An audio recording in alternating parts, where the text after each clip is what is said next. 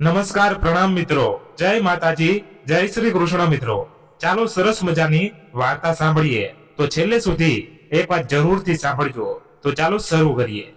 હું હંમેશાથી માનતો આવ્યો છું કે જિંદગીની મુશ્કેલ પરિસ્થિતિઓમાં બે રસ્તામાંથી કોઈ એક રસ્તો પસંદ કરવાનો હોય. ત્યારે ભગવાન હંમેશા એક હિન્ટ આપતા હોય છે. તે આપણને બતાવે છે કયો રસ્તો સાચો છે અને કયો ખોટો. ક્યારેક ઘટનાઓ દ્વારા, તો ક્યારેક પ્રાર્થનાઓથી, તો ક્યારેક કોઈની સલાહોથી, તો ક્યારેક એવું કોઈ દ્રશ્ય દેખાડીને કે જે પોતાની પરિસ્થિતિમાં નિર્ણય લેવામાં મદદ કરી શકે. પણ દિલની એક અવાજ આપણે ઘણીવાર સાંભળતા નથી. એવી જ એક ઘટના મારા કોલેજ કાળની છે. લગભગ 8 વર્ષ પહેલાની. બપોરના સમયે હું રેલવે સ્ટેશન પર ટ્રેનની રાહમાં બેઠો હતો. સ્ટેશન પર કોલાહલ વચ્ચે હું દૂરથી આવતા એન્જિનને જોઈ રહ્યો હતો. ખંભા પર એક બેગ હતી જેમાં થોડા કપડાં અને બુક્સ હતી. બેટા, આ શ્રવણ કુમાર એક્સપ્રેસ છે ને? એક વૃદ્ધ વ્યક્તિએ મને લથડતા અવાજમાં મને પૂછ્યું.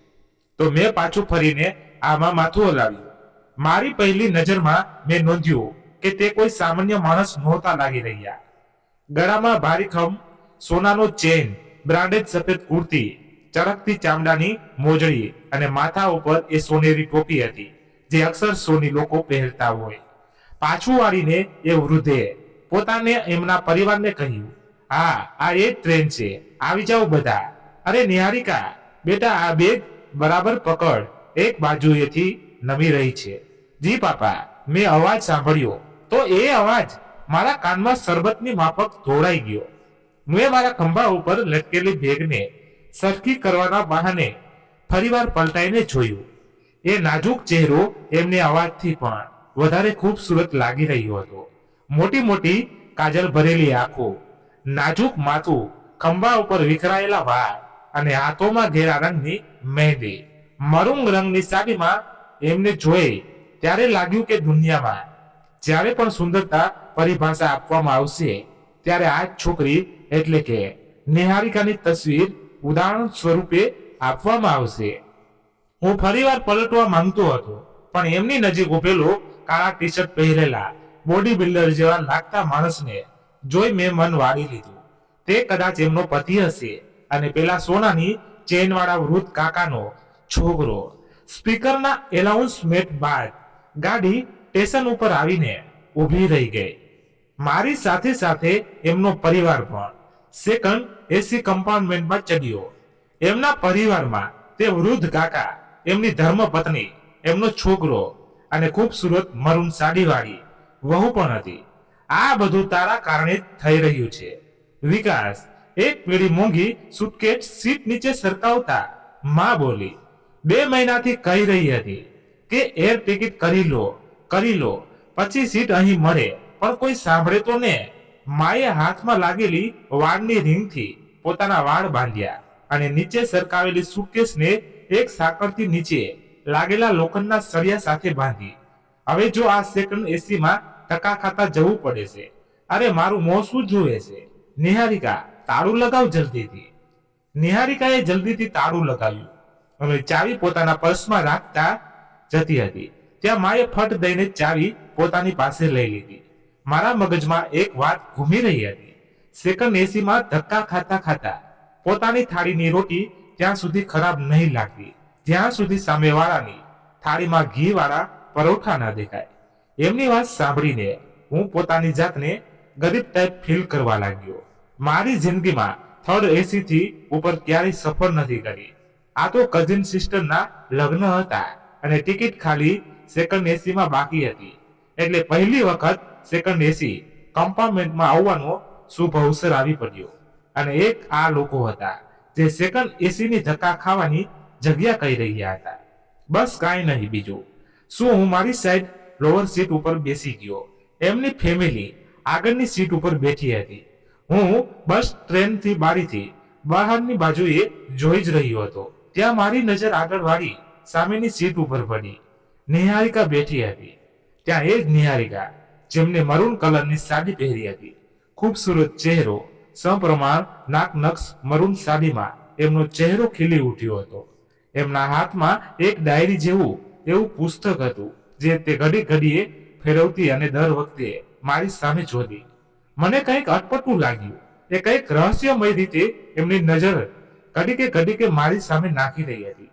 ડાયરીને પંપાળતા એક નજર બારીની બહાર નાખતી અને પછી મારા તરફ નાખી પોતાની નજર હટાવી દીધી.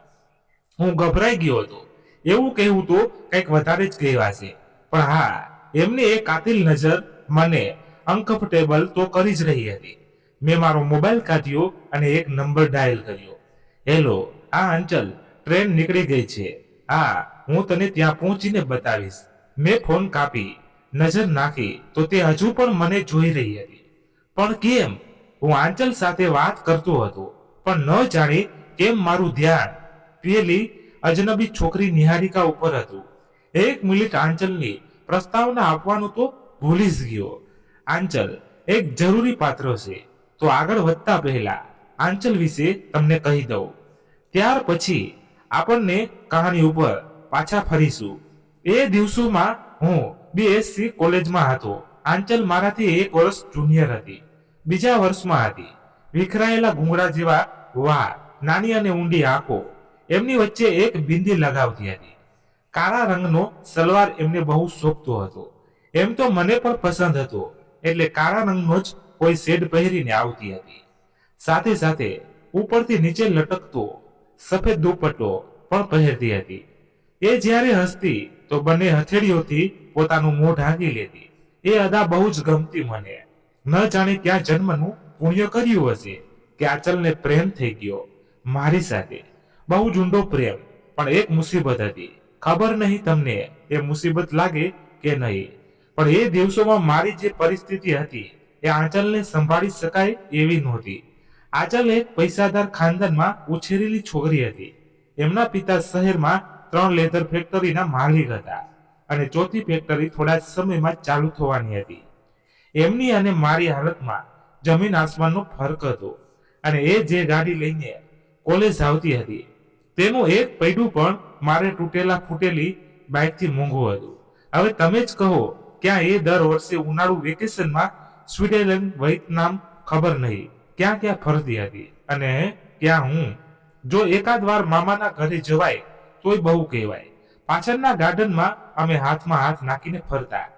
ત્યારે એમને પૂછતો, કેવી રહી આજની ક્લાસ? તો મને મોં મચકોડીને અને જવાબ આપી, છોડને એ બધી વાતો.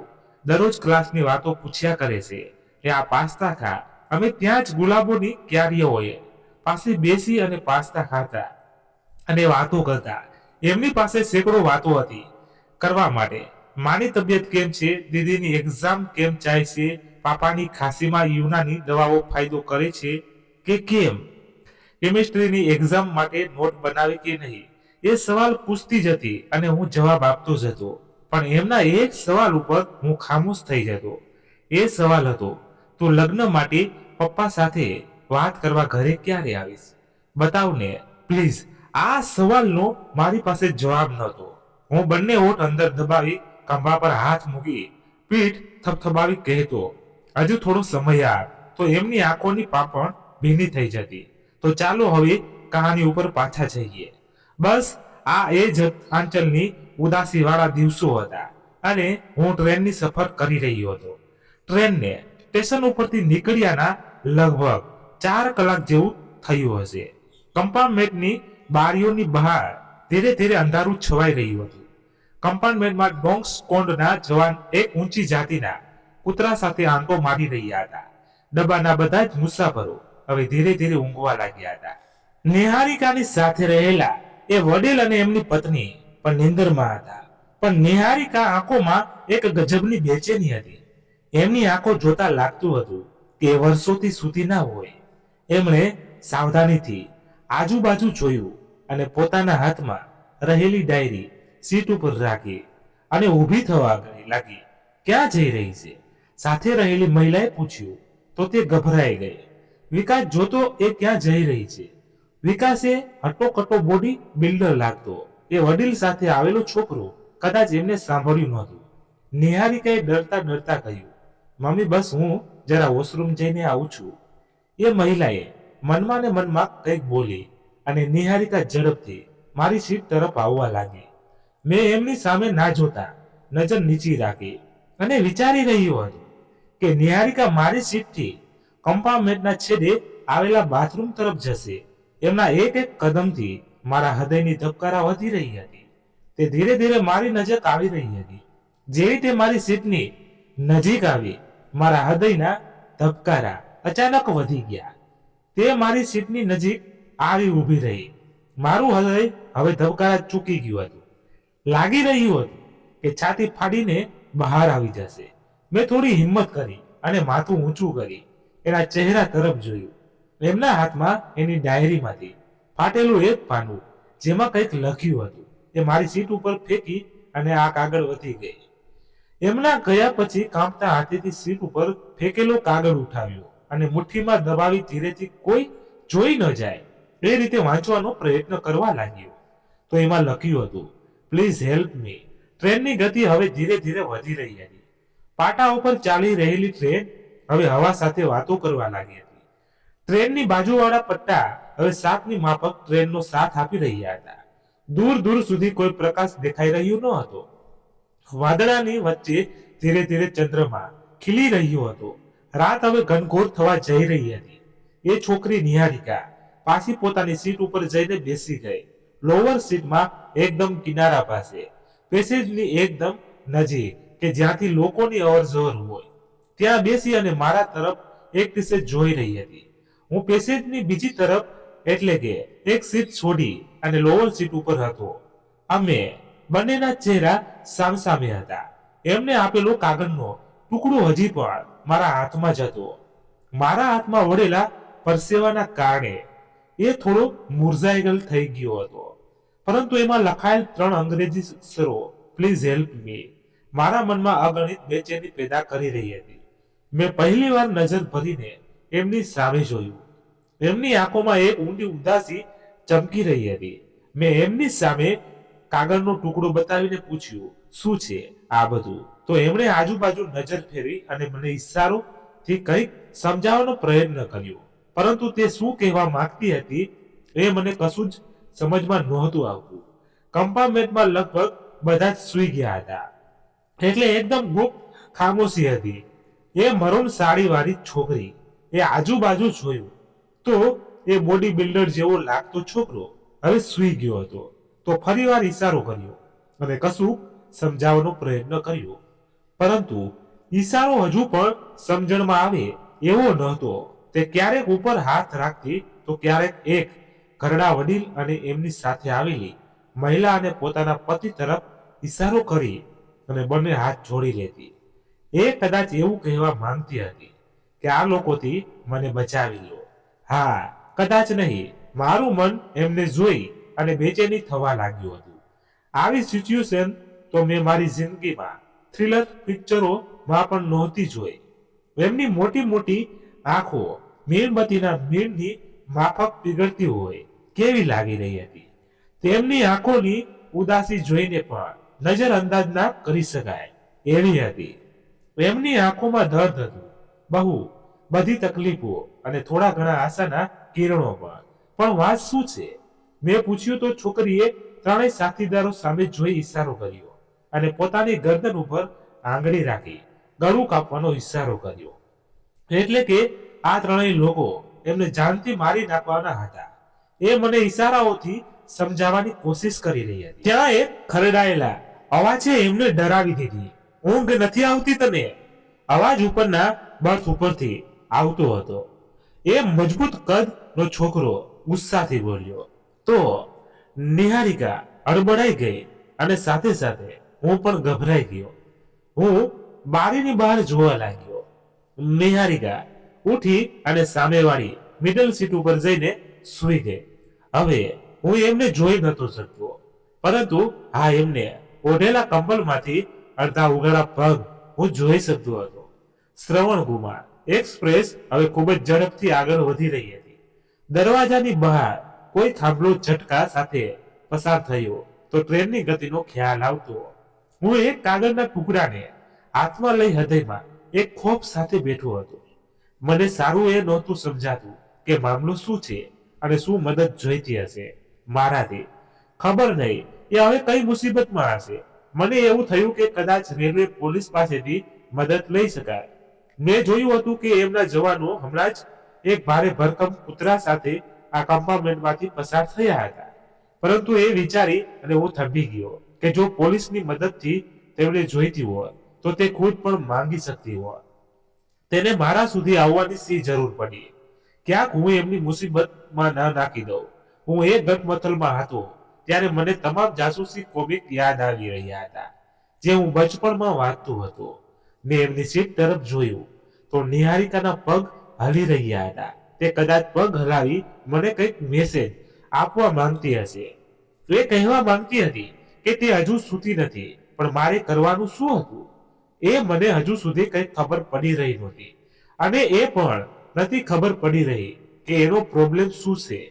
ત્યારે મારા ફોન વાગ્યો. મેં હડબડીમાં ફોન ઉઠાવ્યો. હાલો, આંચલ હતી. હા આંચલ, બસ સૂતો છું. નહીં નહીં, ખાવાનું કશું મન નથી. આ બેગમાં થોડો નાસ્તો છે, ખાઈ લઈશ. હા બાય. શું નાના, જલ્દીમાં નથી? અવાજ બરાબર નથી આવી રહી એટલે કીધું. આંચલ, મારા અવાજથી મારી બેચેનીનો અંદાજ આવી ચૂક્યો હતો. એટલા નજીકથી જાણતી હતી મને. એ ના ફક્ત મારા શબ્દ પરંતુ મારા હાવભાવ પણ તે જાણતી હતી. એવો એક પણ દિવસ નહોતો જતો કે કમસે કમ અમારી 3 કલાક વાતચીત ના થાય. હા, પરંતુ 2.5 કલાક એ જ બોલતી. આંચલને ચાહતો તો હું પણ બહુ હતો, પણ અમારા ફ્યુચરને લઈને જેટલી શ્યોર તે હતી એટલો શ્યોર હું નહોતો. કદાચ એટલા માટે જ કે મેં બહુ બધી અમીર છોકરીઓ કે જે કાચના મહેલોમાં મોટી થઈ હતી તે ઘરવાળાઓ સામે બગાવત કરતા તૂટી ગઈ હોય એવું જોયેલું. આંચલના પપ્પા અમારા સંબંધને એટલો આસાનીથી સ્વીકાર કરે એવું મને લાગતું નહોતું. ખરેખર તો આવા સંબંધો બહુ બધી કુરબાની માંગતું હોય છે. આંચલ ઉપર મને વિશ્વાસ તો હતો, પરંતુ તકલીફોમાં તે પોતાનું અસ્તિત્વ ટકાવી રાખે એવી મને ખાતરી નહોતી. આ શક મારા વાસ્તવિકમાં ત્યારે જ બદલાયો જ્યારે હું અને મારો મિત્ર બપોરના સમયે કેન્ટીનમાં નાસ્તો કરી રહ્યા હતા. ત્યારે મને એમને કીધું, આંચલ, તારા કામની વસ્તુ નથી. આ પ્રેમ બધું છે ને એક ફેન્ટસી છે. જો તું એના મા બાપ સાથે વાત કરવા જઈ તો બીજી તરફ તેનું જીવવાનું હરામ કરી દેશે. પણ જો છોકરી તારી સાથે ઊભી રહી તો તું સિંહ બની જઈશ. તારું કોઈ કશું જ નહીં ઉખાડી દે. પરંતુ જો મુશ્કેલ સમયમાં એ તૂટી ગઈ તો બેટા તારી જિંદગી ધૂળધાણી થઈ જશે. તું ક્યાંયનો નહીં રહે, સીધો જેલ ભેગો થઈશ. અને એ પણ કિડનેપિંગના કેસમાં. પછી ત્યાં ચકી પીસીને. એમની આ વાત મારા મગજમાં હંમેશા રહેતી. આમની અસર એટલી ગહેરી હતી કે હું બધી જ અમીર છોકરીઓ માટે એક સરખી રાય બનાવી બેઠો હતો. ચાય, અદરક ઇલાયચી વાળી સ્પેશિયલ ચાય. ચાવાળાના અવાજથી કમ્પાર્ટમેન્ટની ખામોશી તૂટી ગઈ. સામેની તરફથી એક મોટું કન્ટેનર લઈ ચા વાળો આવી રહ્યો હતો. ત્યાં અચાનક જ અવાજ ગુંજી ઉઠ્યો, ભૈયા એક ચાય દે દો. મેં મારું ધ્યાન એ અવાજ તરફ કર્યું. એ અવાજ નિહારિકાના સીટ પરથી આવી રહ્યો હતો. મેં જોયું તો ચા વાળો નિહારિકાની સીટ પાસે ઊભો રહી ચા આપી અને પૈસાની લેવડ દેવડ થઈ. ચા વાળાએ કન્ટેનર ઉઠાવ્યું અને મારી સીટ તરફ આગળ વધ્યો. મને ચા પીવાનું બિલકુલ મન નહોતું. મેં એની તરફ કશું જ ધ્યાન ન આપ્યું. મારી નજર એ સીટ ઉપર હતી જ્યાંથી નિહારિકાના સુંદર પગ દેખાઈ રહ્યા હતા. ચાય બોલો ચાય. સાબ, ચા વાળાએ બિલકુલ મારા માથે ઊભી રહી કહ્યું. મેં એની સામે જોયા વિના આગળ જવાનો ઈશારો કર્યો. તેમ છતાં ત્યાં જ ઊભો રહ્યો. મેં માથું ઊંચું કરીને જોયું તો એમણે એક કાગળ કે જે નિહારિકાની ડાયરીમાંથી ફાડેલો હતો એ મારા તરફ ધરી દીધો અને હળવેકથી ઈશારો કરીને કહ્યું, જે આ કાગળ સામે બેઠેલા મેડમે આપ્યું છે. પછી તે સ્ફૂર્તિથી આગળ વધી ગયો. મેં કાગળને જલ્દીથી ઓશિકા નીચે દબાવી દીધો અને આજુબાજુ જોયું કે મને કોઈ જોઈ તો નથી રહ્યું ને. ધીમે કાગળ કાઢ્યું અને પછી વાંચવાનું ચાલુ કર્યું. તમે કોણ છો એ હું નથી જાણતી, પણ ન જાણે કેમ મને તમારા પર ભરોસો કરવાનું મન થઈ રહ્યું છે. પ્લીઝ મારી મદદ કરો. આ બંને મારા સાસુ સસરા છે અને જે ઉપરની સીટ ઉપર સૂઈ રહ્યો છે એ મારો પતિ છે. આ લોકો મને જાનથી મારી નાખવા માંગે છે. આ લોકો મને એક એવી જગ્યાએ લઈ જાય છે જ્યાંથી હું ક્યારેય પાછી નહીં ફરી શકું. આ લોકો મળીને મારી હત્યાને એક અકસ્માત બનાવી દેશે. પોલીસ પાસેથી મદદ માંગવી બેકાર છે. આ લોકો એટલા તાકાત અને પૈસા વાળા છે કે બધા જ લોકોને ખરીદી દીધા છે. મારી મદદ કરો પ્લીઝ. મારે આ ટ્રેનમાંથી ભાગી જવું છે. પ્લીઝ મને અહીંથી નીકળવામાં મારી મદદ કરો. જો જીવતી રહી ગઈ તો તમારું આ એહસાન હું જીવનભર ક્યારેય નહીં ભૂલી શકું. Please please help me. Train એક નાના સ્ટેશન પર ઊભી રહી. કમ્પાર્ટમેન્ટની બધી જ લાઇટો બંધ કરી દેવામાં આવી હતી. સુમસાન અંધારામાં મેં ડાયરીમાંથી ફાડેલ આ કાગળ હજુ પણ મારા હાથમાં પકડી રાખ્યો હતો. લખડાયેલા શ્વાસે હું તેને લગભગ 10 વખત વાંચી ચૂક્યો હતો. હજુ સુધી કોઈ પણ નિર્ણય નહોતો લઈ શકતો કે અજનબી લાગતી એ નિહારિકાને હું કઈ રીતે મદદ કરી શકું. ના, એમ તો હું કઈ સુપર હીરો તો નહોતો, અને અત્યાર સુધીમાં મેં કોઈના પણ અંગત મામલામાં દખલ અંદાજી પણ નહોતી કરી. હંમેશા હું મારા કામથી કામ રાખતો, પણ ન જાણે કેમ આજે મને એક કથ્થાઈ રંગની આંખો દેખાતી. ઊંડી ઉદાસી મને મજબૂત કરતી હતી. એના ચહેરા પર ઘેરાયેલા ગમના વાદળો હું જાણીને પણ નજર અંદાજ નહોતો કરી શકતો. આખરે તેમની મદદ ન કરવાનો મતલબ તેને મરવા માટે છોડી દેવાનો હતો. મિડલ બર્થથી દેખાતો એમનો પગ હજુ પણ હાલી રહ્યો હતો. નિહારિકાને ટ્રેનમાં હજારો લોકો મળ્યા હશે, પણ તેને મદદ ફક્ત મારી પાસે જ માંગી. કંઈક તો જોયું હશે ને તેને મારા ચહેરામાં. કંઈક વિચારીને તો ભરોસો કર્યો હશે ને. વધુ સમય ન લાગ્યો. મેં હવે નિર્ણય લીધો હતો. હવે જે પણ થાય હું કઈ પણ રીતે નિહારિકાને મદદ કરીશ. મેં ઊંડો શ્વાસ લીધો અને સીટ નીચે રાખેલા ચંપલ પહેરીને નિહારિકાની તરફ ચાલવા લાગ્યો. એની સીટ નજીક પહોંચી હું ચંપલ સરખી કરવાનું બહાને ત્યાં ઊભો રહી ગયો. જોયું તો તે બર્થ ઉપર ઊંઘી સૂતી પોતાની ડાયરીમાં કશુંક લખી રહી હતી. મેં આછા અંજવાળામાં આજુબાજુ જોયું અને હાથના ઈશારાથી કહ્યું કે હું શું તારી સાથે તારે ગભરાવાની કોઈ જરૂર નથી. પહેલી વાર તેમના ચહેરા ઉપર રાહતની રેખાઓ જોવા મળી. મરૂન સાડીનો પાલવ સંભાળતા એ થોડી હસી અને બંને હાથની હથેળીઓથી પોતાના ચહેરાને ઢાંકી દીધો, બિલકુલ આંચલની જેમ. કોઈની મદદ કરવાનો અહેસાસ કેટલો ખૂબસૂરત હોય છે નહીં? નરમ નરમ મખમલ ઉપર હાથ ફેરવતા હોય એવું. તેણે સાવધાનીથી પોતાની ડાયરીનું પાનું ફાડી સાવધાનીથી આજુબાજુ જોઈ મારા તરફ લંબાવી દીધું. સાચું કહું તો એ સમયે મને બહુ જ ડર લાગી રહ્યો હતો. અંદરો અંદરની મન કહી રહ્યું હતું કે બસ ઊભો રહી જા બેટા, પકડાઈ ગયો ને તો ના લેવા ના દેવા, મફતમાં માર ખાઈશ. મેં ઉપરથી બર્થ જોઈ તો એમનો પતિ મોઢું ફેરવીને સૂઈ રહ્યો હતો. એક બાજુ નિહારિકા પણ નસકારો બોલાવવાનો ડોર કરતી સૂઈ રહી હતી, અને બીજી બાજુ તેમના સાસુ સસરા પણ ઘેરી ઊંઘમાં સૂઈ રહ્યા હતા. મેં હિંમત કરી અને કાગળને પડ્યો તો સમય ત્યાં જ રોકાઈ ગયો હતો. બસ સમય એમ જ ઊભો રહી ગયો હોત જો એ કમસે કમ મારો મોબાઈલની રિંગ ન વાગી હોત. અમે બંનેએ કાગળને બંને બાજુથી પકડેલો હતો અને મોબાઈલ પોતાની પૂરી તાકાતથી વાગી રહ્યો હતો. એનો હટોકટો પતિ પડખું બદલવા માટે ફર્યો. મારો શ્વાસ ત્યાં જ અટકી ગયો. વીજળી વેગે કાગળને ખિસ્સામાં નાખી દીધો અને ઝડપથી હું બાથરૂમ તરફ આગળ વધી ગયો. નિહારિકાનો પતિ અને એની સાસુ મારા ફોનની રિંગટોનથી જાગી ગયા હતા. તે સતર્કતાથી આજુબાજુ જોવા લાગ્યા. એના પતિએ નીચે નમીને મિડલ બર્થ ચેક કરી તો ત્યાં તેણે નિહારિકાને જોઈ. પછી પોતાની બર્થ ઉપર સૂઈ ગયો.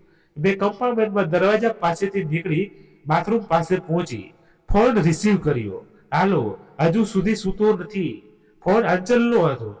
નહીં ક્યાં પહોંચી ટ્રેન? ટ્રેન તો કદાચ વિજયનગરની આજુબાજુ પહોંચી છે. તું હજી સુધી સૂતી નથી? સૂઈ જા, કાલે કોલેજે નહીં જવાનું.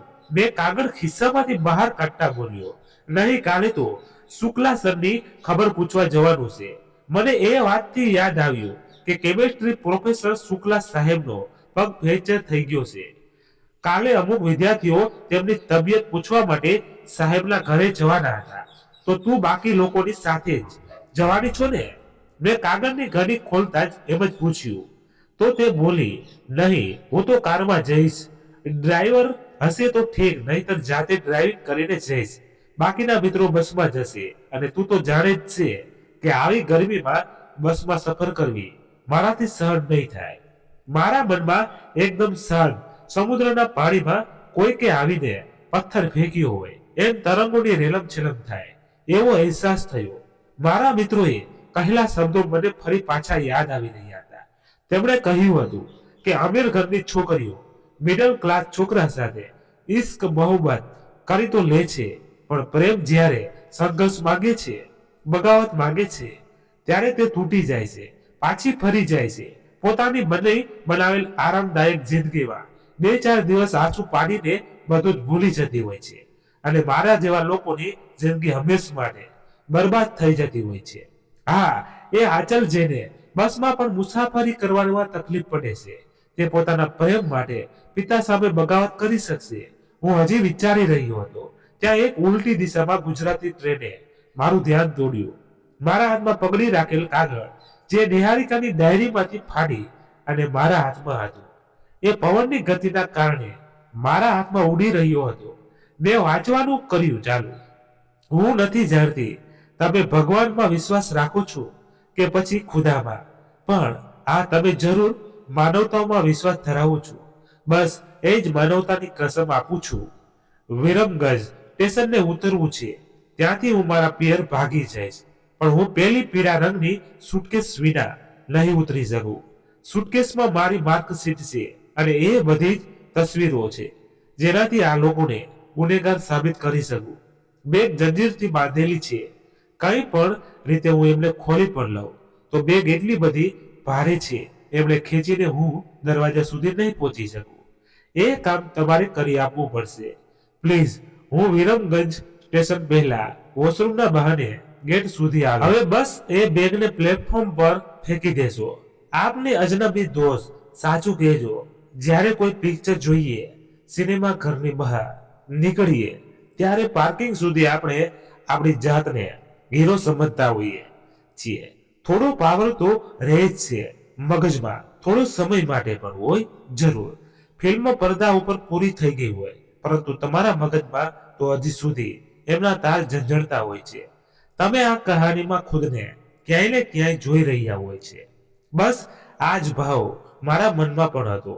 કદાચ એટલા મારે પૂરી 3 સેકન્ડ વિચાર્યું પછી નિર્ણય લીધો કે કંઈ પણ થઈ જાય મારે કોઈ પણ કાળે પીળી સુટકેસની ચેન કાપી દરવાજા સુધી પહોંચાડવાની જવાબદારી મારી છે.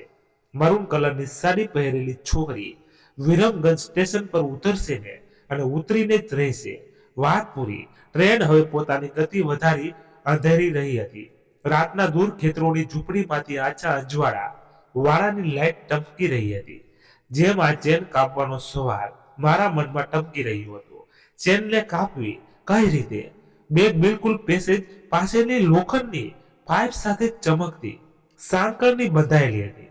મને નાની ચમકતી સાંકળ બિલકુલ સ્પષ્ટ દેખાઈ રહી હતી. તે મોટી તો નહોતી પરંતુ એટલી મજબૂત તો જરૂર હતી કે તેને કાપવી આટલી બધી આસાન પણ નહોતી.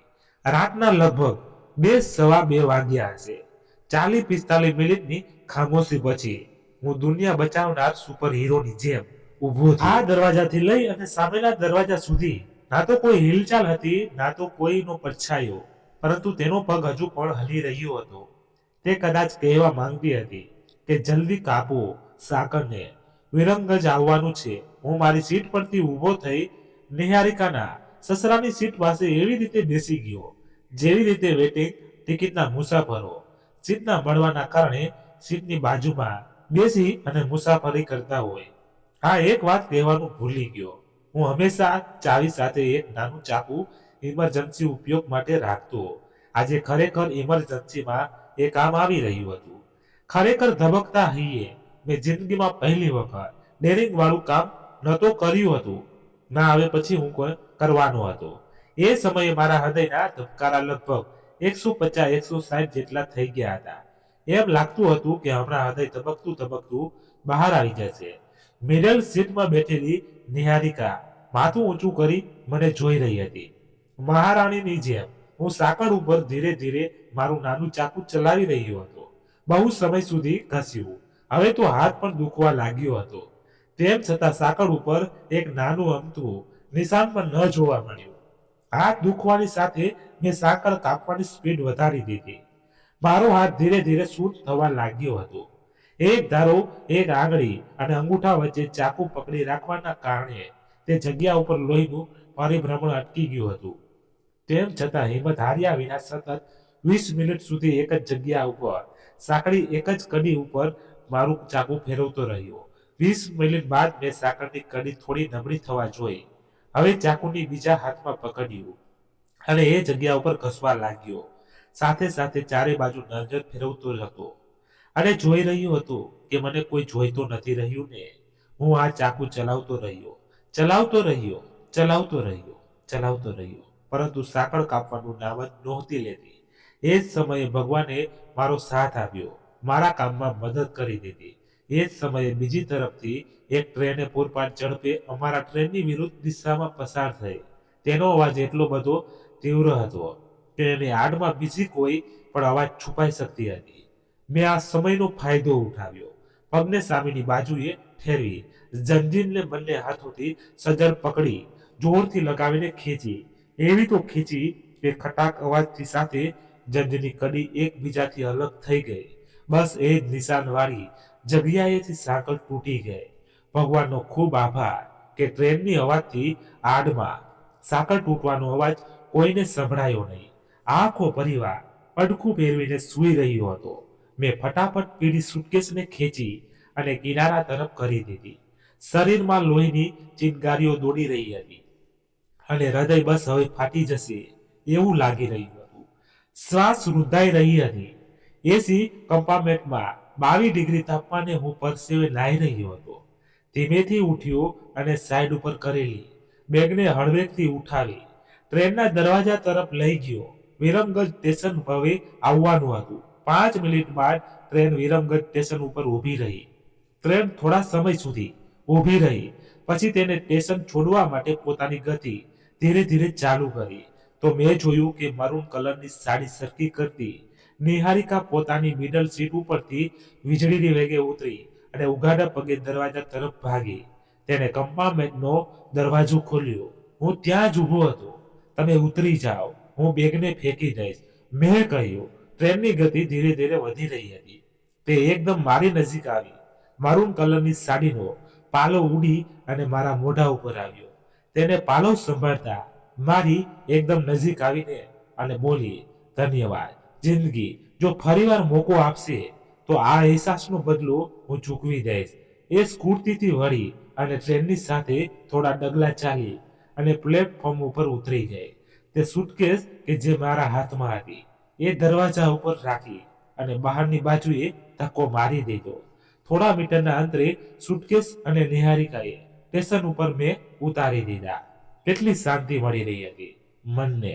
મેં દરવાજાથી જોયું તો પ્લેટફોર્મ ઉપર સુટકેસ સાથે ઊભેલી મને જોઈ રહી હતી. એ પોતાના હાથ મારા તરફ હલાવી રહી હતી. તેને હું દૂર સુધી એક નજરે જોતો રહ્યો. તે હાથ હવે મારી નજરથી ધીરે ધીરે ચાકો થવા લાગ્યો હતો. બસ ભગવાનનો એ આભાર કે હું હજુ સુધી એમને કોઈ જોયા નહોતા. હાથ દેખાતો બંધ થયો તો દરવાજાથી મારી સીટ ઉપર આવીને બેસવા જતો હતો. ત્યાં જ મારી નજર નિહારિકાની સીટ ઉપર ગઈ. નિહારિકા પોતાની ડાયરી ઉતાવળમાં ત્યાં જ ભૂલી ગઈ હતી. અરે યાર, આ ડાયરી રહી ગઈ. મેં ડાયરી ઉઠાવી અને ડાયરીના પાના ઉથલાવા લાગ્યો. કોઈ પાના ઉપર કવિતાઓ હતી તો કોઈ પાના ઉપર બહુ જ મશહૂર શેરો શાયરી, તો કોઈ જ પાના ઉપર બહુ ઇમ્પોર્ટન્ટ તારીખો પણ લખેલી હતી. લાલ અને લીલા કલરની સ્કેચ પેનથી અમુક ચિત્ર પણ કર્યા હતા. અમુક પત્તા ઉપર કાર્ટૂન પણ હતા. એની જોડે અમુક તસવીરો પણ હતી. ત્યાં ડાયરીના વચ્ચેના પાનામાંથી એક તસવીર મારા પગ ઉપર પડી. પગ ઉપર પડેલી તસવીર મેં ઝૂકીને ઉઠાવી અને જોયું તો તસવીર તો નિહારિકાની જ હતી. કોઈ છોકરા સાથે હસતી. બંનેના ગળામાં હાર હતો ગજરાનો અને બેકગ્રાઉન્ડમાં કોઈક મંદિર હતું અને પાછળ મંડપ. મારો મગજ ઘૂમી રહ્યો હતો. તસવીરમાં દેખાતો છોકરો એનો પતિ હતો તો ઉપરની બર્થ ઉપર સૂતેલ વિકાસ કોણ હતો? ટ્રેન હવે ધીરે ધીરે પોતાની ગતિ વધી રહી હતી. વિરમગંજ ગામ સ્ટેશન હવે પાછળ છૂટી ગયું હતું. ટ્રેન હવે શહેરની બહાર નીકળી ગઈ હતી. હું કમ્પાર્ટમેન્ટની બહાર વોશન બેસીને ટેકો દઈને ઊભો હતો. ટ્રેનના દરવાજા પરથી આવી રહેલી હવાથી મારા માથાના વાળ ઉડી રહ્યા હતા અને સાથે સાથે એ ડાયરીના પાના પણ ઉડી રહ્યા હતા.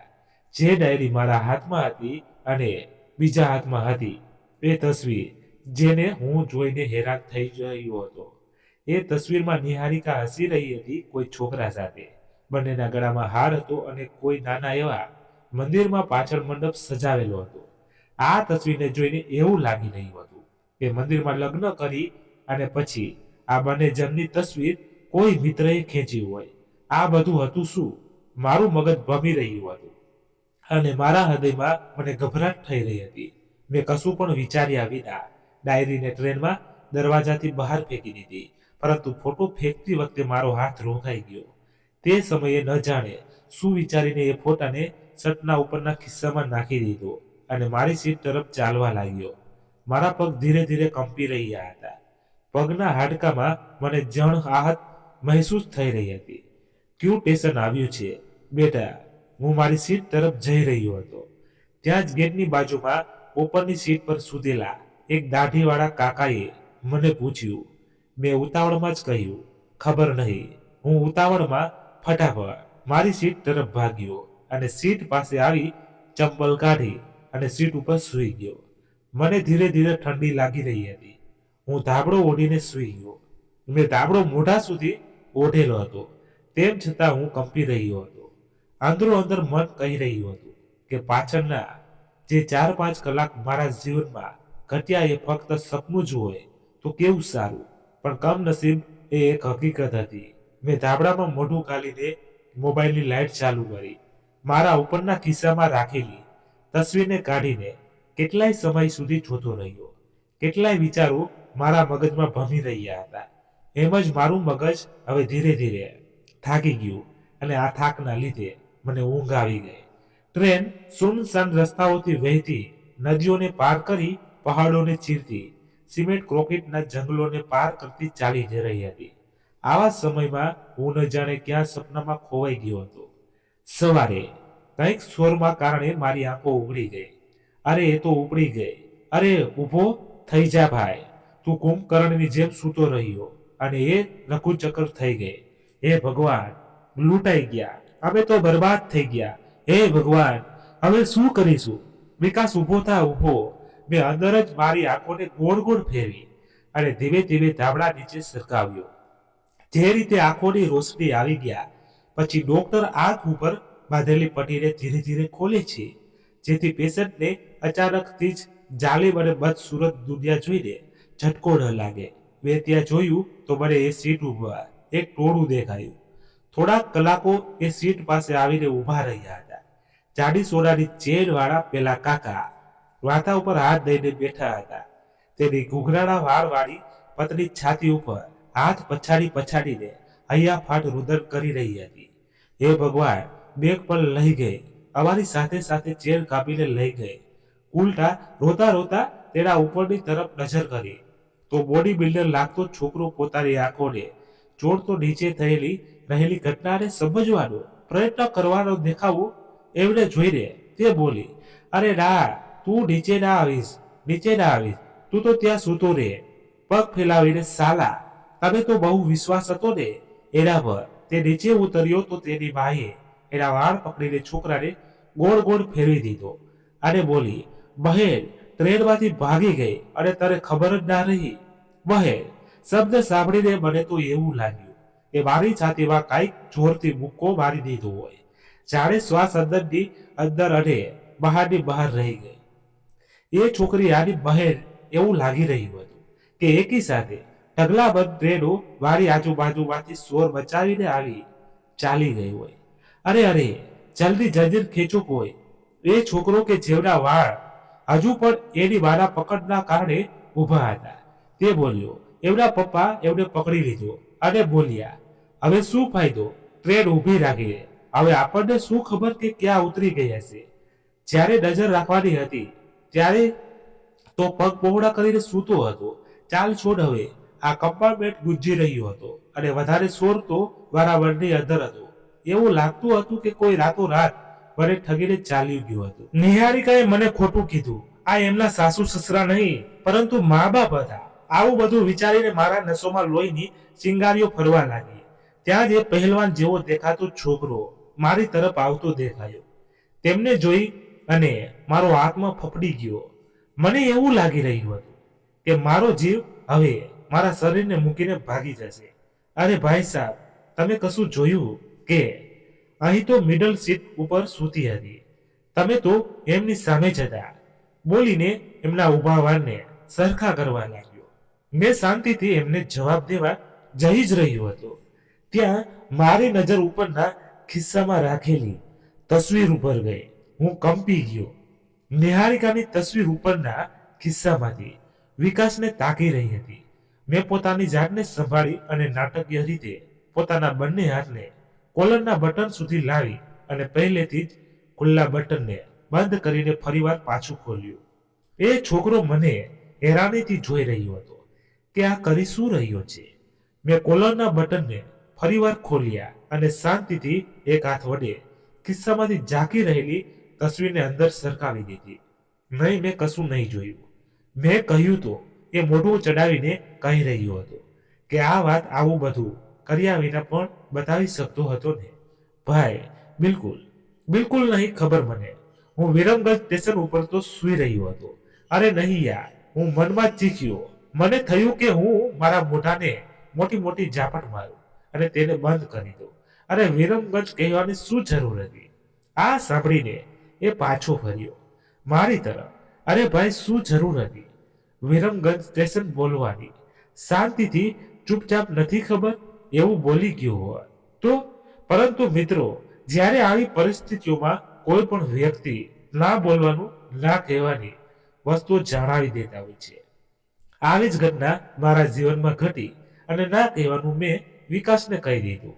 વિરમગંજ સ્ટેશન ઉપર બનેલી ઘટનાનું રાજ હવે રાજ રહેશે. શું મેં તેમની મદદ કરીને કોઈ મુશ્કેલી તો નથી મોડી દીધી ને? મેં ગભરાતા વાતને બનાવવાની કોશિશ કરી. આઈ મીન કે વિરમગંજ સ્ટેશન સુધી તો હું જાગતો હતો. ત્યાં સુધી તો મેડમ પોતાની સીટ ઉપર જ હતી. એના પછી શું ના કહી શકું, કારણ કે હું પછી સૂઈ ગયો હતો. તેણે મને તાકીને જોયો. એસી કમ્પાર્ટમેન્ટમાં મારા કપડાની અંદર મને ગરમ ફીલ થઈ રહ્યું હતું. પછી તે ત્યાંથી બીજા ડબ્બામાં નિહારિકાની તલાશ કરવા માટે જતો રહ્યો. મેં એ શ્વાસ ક્યારેય રોકી રાખેલી હતી એ હવે બહાર કાઢી.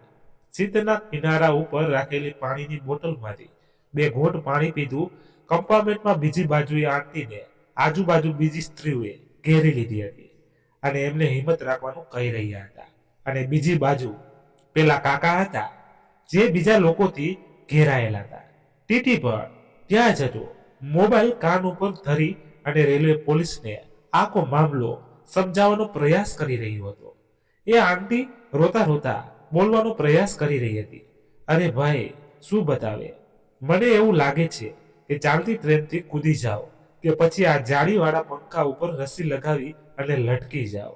હાય ભગવાન, મનહૂસ, આ એ છોકરાનું જ ગામ છે. અરે ટ્રેનના મુસાફરોને ઠીકઠાક ટાઈમ પાસ થઈ રહ્યો હતો. ચારેય બાજુ આ ઘટનાની કાનૂફૂસી ચાલી રહી હતી. થોડાક લોકો કે જેમને પૂરેપૂરો મામલો સમજી લીધો હતો તે પોતપોતાની સીટ ઉપર જઈ અને વાતો કરી રહ્યા હતા.